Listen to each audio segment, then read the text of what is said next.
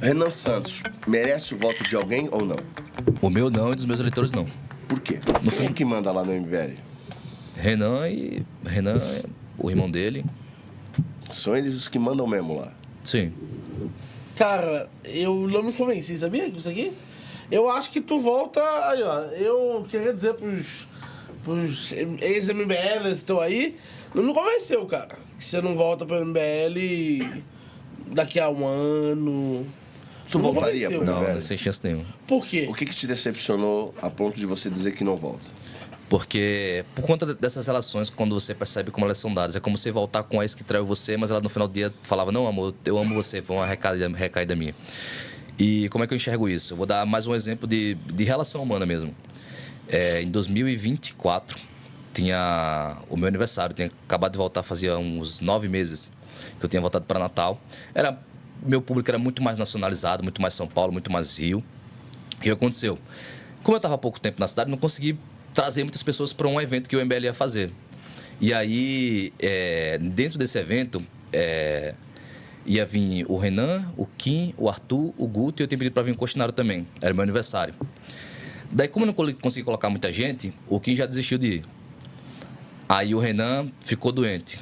Eu quero acreditar que ele ficou doente. E aí veio só o Arthur e o Guto, eles nem sabiam que era meu aniversário. E veio o Costenaro. Então, uma coisa que eu pensei naquele dia, até fiquei puto, eu gostei bastante do Costenaro, eu falei com os caras quando chegaram lá, com a galera que organiza. Eu cheguei pra ele e falei, irmão, vocês fizeram errado, velho. Se a gente tem um time, se tivesse 10 pessoas aqui, tinha que vir todo mundo. Mas só porque não teve o número que vocês queriam, o Kim não quis ir, o Renan ficou doente. E aí o Costenaro tava lá comigo. Então, é nesse nível de relação que eu percebo que é muito mais o valor que eu posso ter ir olhando agora em real para o partido do que necessariamente o que eu significo para o partido. Eu nunca participei de nenhuma decisão de nada dentro do MBL. Geralmente é só, beleza, é isso, façam isso. E a posição de me colocar, por exemplo, como deputado federal eleito pela União Brasil, eu iria ter, em níveis de cargo, de político, mesmo cargo do Kim Kataguiri. E se eu me rebelasse? Eu acho que talvez seja essa ideia. Por isso que eu falo que é muito mais sobre temer do que amar. Porque a partir do momento que ele fala, meu irmão, foda-se o que você é o que a gente vai querer. Aí você é desconstruído como um ser que pensa, como um ser que consegue fazer um raciocínio e consegue compreender o que é certo e o que é errado, e você começa a relativizar muitas coisas. Vou dar outro exemplo disso, que muita gente discordou dentro do MBL, mas ninguém botou pra fora. Quando o Kim declina de ser candidato à prefeitura, que foi uma sacanagem que fizeram com ele, muito evidente, a União Brasil fez uma sacanagem com o Kim Kataguiri. Ok, Kim saiu como vítima. Mas a partir do momento que do nada o Kim levanta, junto com o MBL, que vai apoiar o Ricardo Nunes, o que aconteceu? Ninguém foi avisado disso. E a gente fala, beleza, Ricardo Nunes é um cara completamente convencional, político convencional, de centrão. Mas aí a gente justifica, porque a gente tá de dentro, e a gente cria um auto-engano. Não, é estratégico, não é bem isso, tal. Então você vai... Isso é um exemplo. Mas isso acontece diversas vezes para outras coisas. E aí quando você sai, você começa a interpretar isso, você fala, eu não tava pensando por mim, eu tava pensando através do meu medo. Ou era aquilo, ou... Tu acha que eles terem anulado lá, omitido o voto em 2022, foi bom ou ruim? Eu acho que foi certo ou errado em hoje, primeiro turno, eu acho que foi certo. Por quê? Eu falo isso porque provavelmente seja o que eu vou fazer, tanto para governo do meu estado quanto para presidente. Felipe, eu não vou chegar para um cara que eu não confio e vou dizer, meu irmão, vamos pedir voto para ele, vou dar meu nome para você. Primeiro turno, acho que não tem que pedir para ninguém. Exatamente. Mas agora, segundo turno, eu acho que é qualquer um pelo PT. Seja Zema, seja Flávio, Tu seja votaria Renan Santos contra Flávio Bolsonaro? No segundo turno, eu acho muito improvável esse cenário. Eu sei, e por isso eu tô perguntando ele ainda assim, porque eu gostaria de entender até que ponto houve uma... Deixa ele... Calma, bonito. Calma, que a tua pergunta é muito boa. É porque os dois perguntaram ali. Respira, calma. Essa pergunta é boa. Solta o superchat primeiro, essa pergunta é segura. É igual Faustão, segura. Vai lá, João Kleber. Pera. Vai lá, solta lá o superchat. Talbre enviou R$50. Faustino, a pior defeito do homem é a ingratidão. Quando você, em uma live, falou chorando que o Renan Santos mudou a sua vida, essa história de, apesar do MBL, não existiria?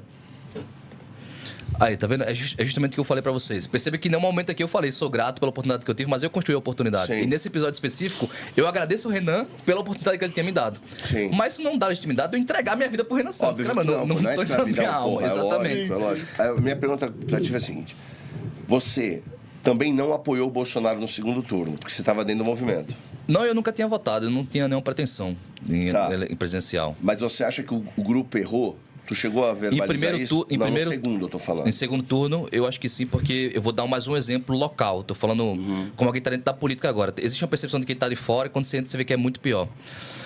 Esses mais 4 anos que eu tive lá no Rio Grande do Norte com Fátima Bezerra, que é do PT, junto com Lula, eles disseram que eles iriam revolucionar o Estado, porque dessa vez iria ter um presidente do Brasil, do Partido dos Trabalhadores, e uma governadora. A gente entrou para os piores índices da educação, a gente é o pior IDEB do Brasil, a gente tem a pior folha de pagamento de pessoal, nossa receita corrente líquida é basicamente só para pagar a folha do pessoal, a gente não consegue ter nenhum tipo de investimento, não consegue cumprir o mínimo na educação nem na saúde. Ela já feriu ano retrasado o mínimo na educação e agora feriu na saúde. E ainda paralelo a isso, foi o período que mais facções criminosas, via de regra o Comando Vermelho, avançou no meu estado. Então hoje eu consigo olhar de dentro e vejo o que é ter um Partido dos Trabalhadores como presidente e ter uma governadora do Partido dos Trabalhadores, o quanto o meu estado só foi ladeira abaixo. O Bolsonaro, ele, ao meu ver, ele errou muito nas suas pautas. Só que qual é o problema? O Bolsonaro era um inimigo do ponto de vista de que, porra, eu confiei uma coisa pra você e você não me entregou, mas que eu conhecia as intenções. O Lula é o cara que se lá no Rio Grande do Norte pudesse, os caras me matariam. Os caras me jogaram pra ter uma cassação de mandato, porque eu fiz uma comparação numa live, e teve um caso que eu entrei contra uma vereadora que ela utilizou verba parlamentar para fazer um evento em comemoração à prisão do Bolsonaro. E o que aconteceu? A justiça claramente fez uma interpretação muito criativa no TJ para salvar ela. E eu falei, não é errado, caso a população tenha uma interpretação, que o desembargador tenha vendido a sentença. Eu levei uma consideração de uma provável situação que a população poderia ter entendido. Por essa razão, teve um pedido de cassação do Partido dos Trabalhadores dentro da Câmara e iria para frente. E aqui entra o mais curioso. Nesse período dessa cassação, foi quando eu estava com esse mal-estar com o MBL. Então, a única coisa que eu vi que poderia salvar o mandato era eu mesmo. E aí eu vi a principal ferramenta de você não ser aquele cara que só eu sou bom, vocês não prestam. Meu irmão, só eu presto, vocês são um lixo.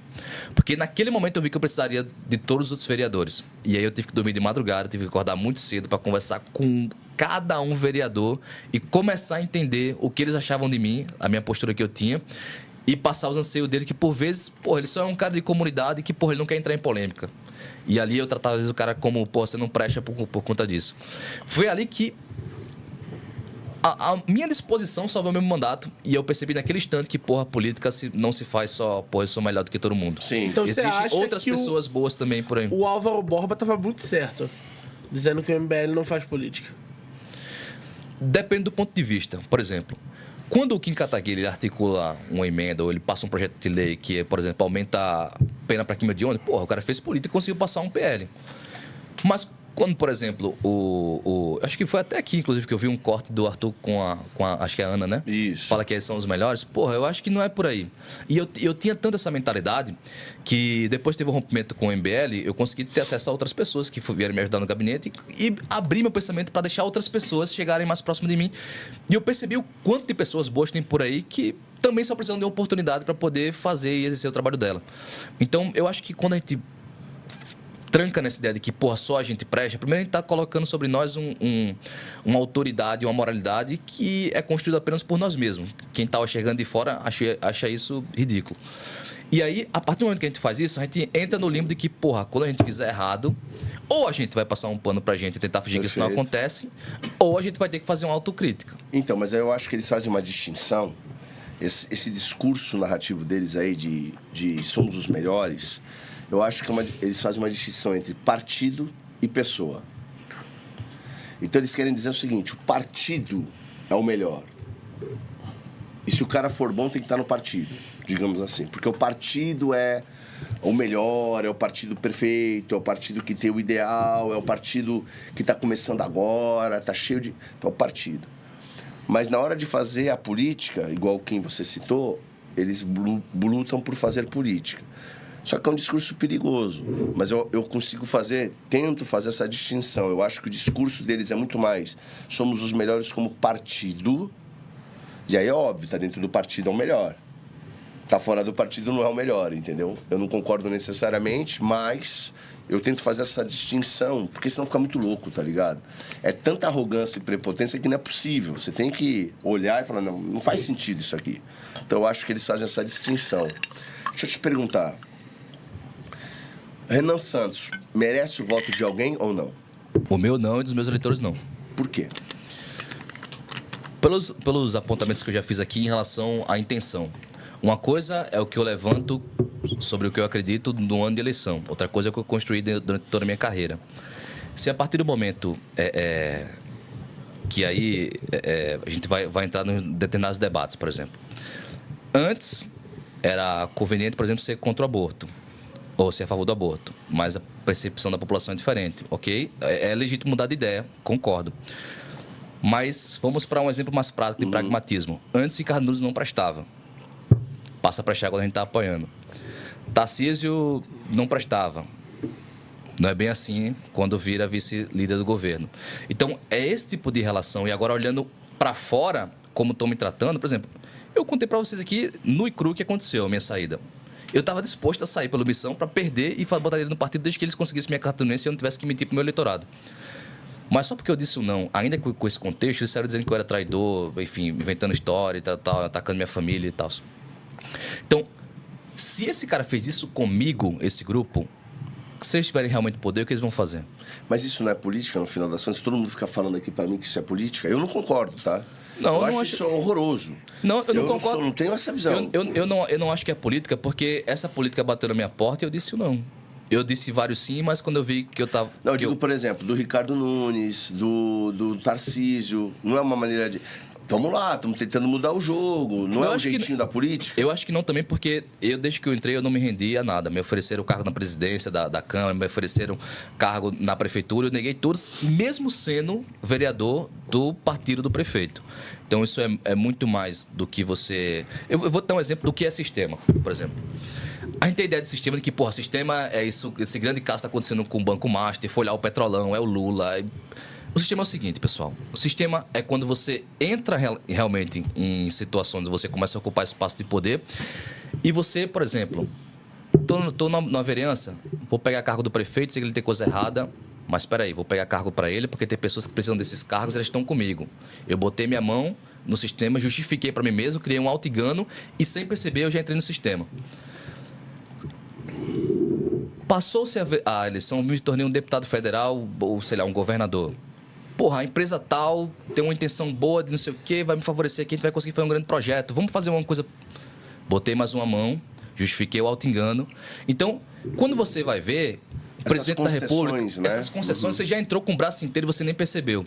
Então, eu acho que é possível fazer política assim, sem você se envolver dessa forma, porque eu já faço lá na minha cidade. E se for, por exemplo, para sair do MBL e os caras ficarem me xingando como estão xingando... Eu não me preocupo porque eu não botei essa mão dentro do sistema.